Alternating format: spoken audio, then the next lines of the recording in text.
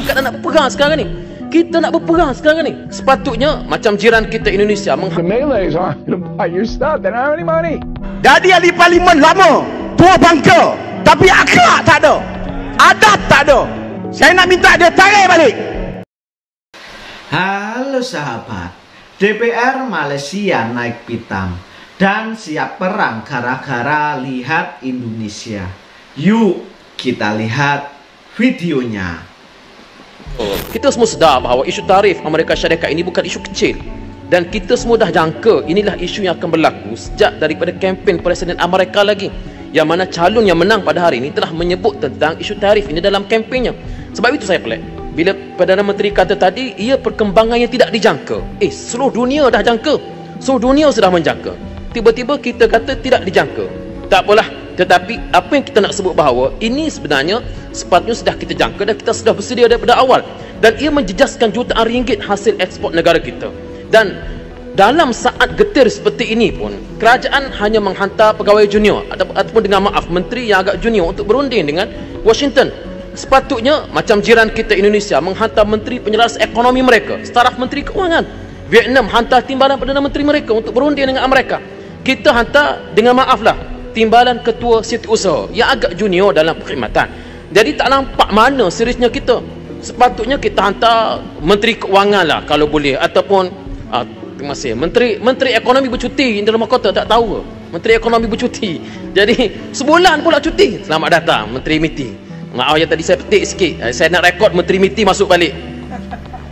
Jadi kita nak hantar menteri, ialah menteri MITI pun dah agak senior, tapi orang tak nampak kekuatan. Ialah dari sudut parti sendiri pun tidak ada, mungkin tidak ada lagi lah kekuatan tu. Jadi saya harap supaya kalau boleh ada pemimpin agak senior untuk dihantar pergi.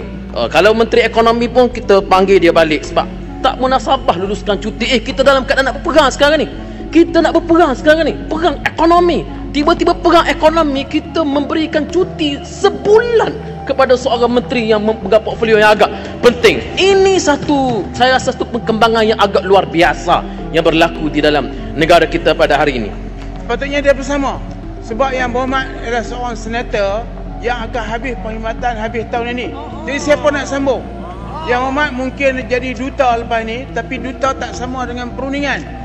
Biar ada seorang menteri bersama. Kalau menteri keuangan tak boleh, kurang-kurangnya menteri ekonomi. Yang saya sebenarnya rindu kepada formula dia. Mungkin ada formula baru yang boleh diperkenalkan untuk kita dengar dan perbincangan bersama. Hal ini penting Yang Berhormat. Next street mesti dapat Peraturan tetap. Mesti dapatkan Peraturan tetap. Duduk Arau. Ya. 36-6. Yang keduanya ialah Arau duduk peraturan tetap. Shut up you. Yang Berhormat Arau, Yang Berhormat Hulu Langat tangkitkan peraturan bersyarat. Ya, peraturan bersyarat yang mana? Tunggu.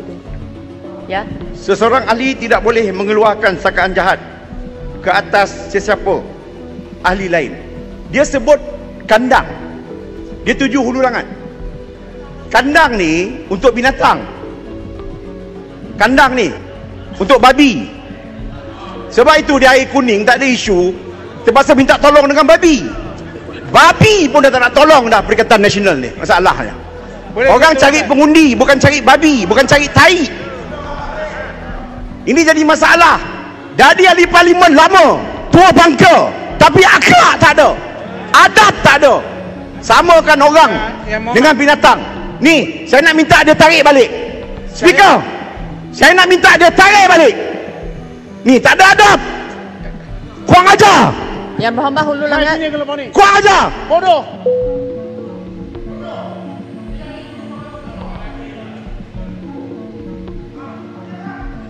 Bodoh. Yang Berhormat. Saya nak kena sambung. Boleh tak? Boleh sambung. Okey. Sekejap lagi kamu tunggu dekat itu. Yang Berhormat. Bukan. Ni orang yang macam ni macam mana boleh kita layan? Parlimen ni patutnya berjalan dengan aman dan damai. Ada orang macam ni. Patutnya kita nak... Tidak. Dia mengeluarkan perkataan kandang tadi. Okey. Okey. Tak speaker, saya minta speaker. Dia tarik balik. Okey. Saya minta dia tarik balik. Saya tak sebut siapa-siapa. Saya sebut ada orang tempakan. Dia sebut Ulu Langat tadi.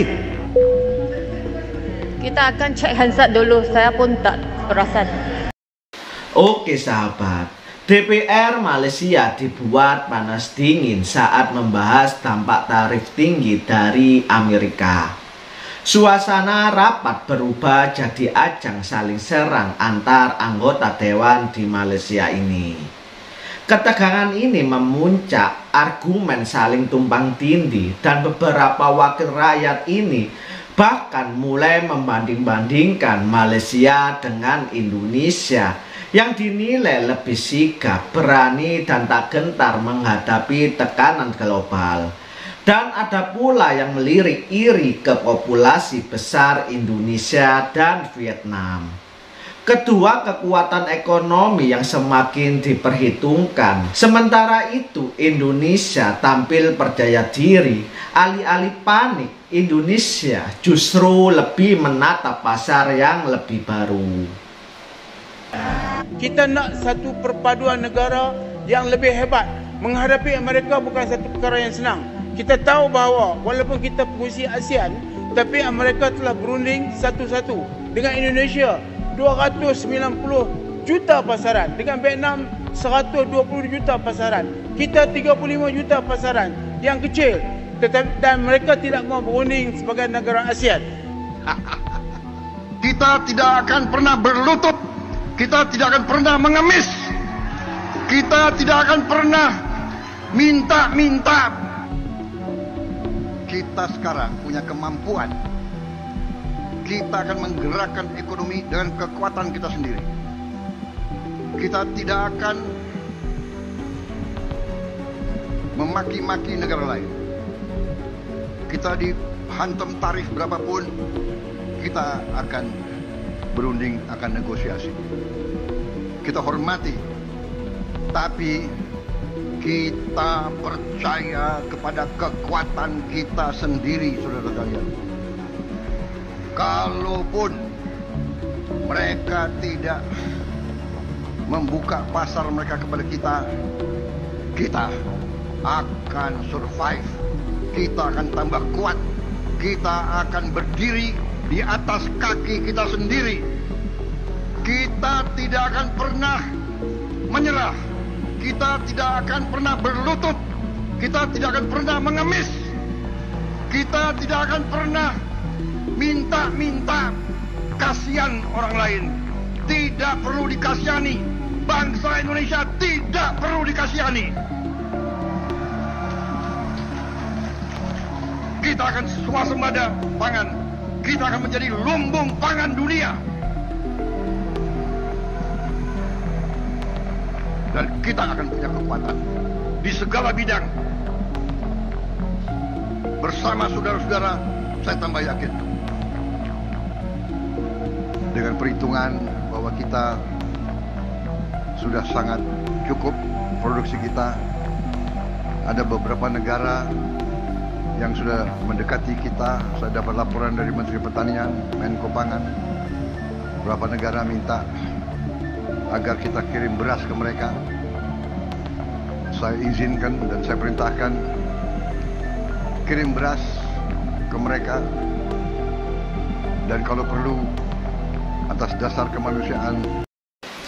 Oke, gini sahabat, dengan kekuatan sebagian negara besar dan sumber daya alam yang melimpah, Indonesia membuktikan diri sebagai bangsa yang tangguh, yang mampu berdiri di tengah tekanan global.